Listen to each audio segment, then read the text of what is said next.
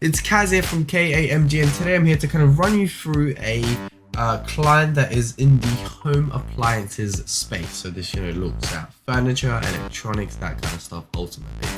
Now, one of the big issues they had, of course, initially speaking, was that they had no Black Friday strategy.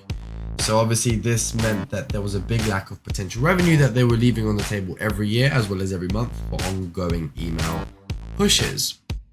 Now, the other big issue was that they were simply just too busy to do it themselves, and that's something we see really often, right? If you're kind of really good at what you do, in this case, home appliances, and it's your bread and butter, it's what you do day in, day out, especially with e-commerce, you don't have time to do all the other kind of bits and bobs of marketing, let alone do them well.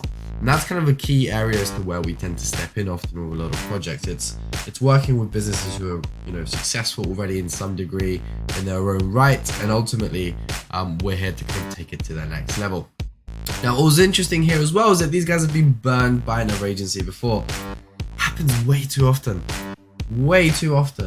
and it's because most, we'll use it lightly here, agencies are actually just some random bloke who's done like a course on Udemy or YouTube or whatever and thinks they're a professional. But the truth of the matter is, it's why we're doing this video today. It's to kind of demonstrate that, hey, it's all about the track record at the end of the day.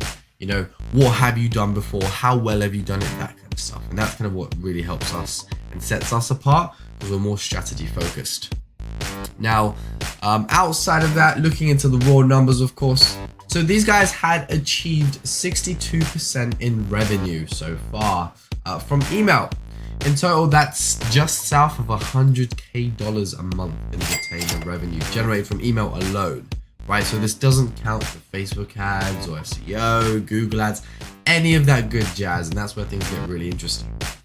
Now, obviously, it is 62% of their total revenue. The percentage revenue number, it always plays some level of a part as a key performance indicator, but it's never the be all end all, right? Because you could generate 10% from email, but that could actually be the most profitable bit of revenue you make. Because there's also kind of models out there where it's based on volume of sales, right? So that's where things can get really interesting. Now, outside of that, this is a client that's worked with us for quite a fair amount. This is obviously part of some of the promotions that we've run for them, and it really only just got better from here. But we want to show the last 30 days with these guys.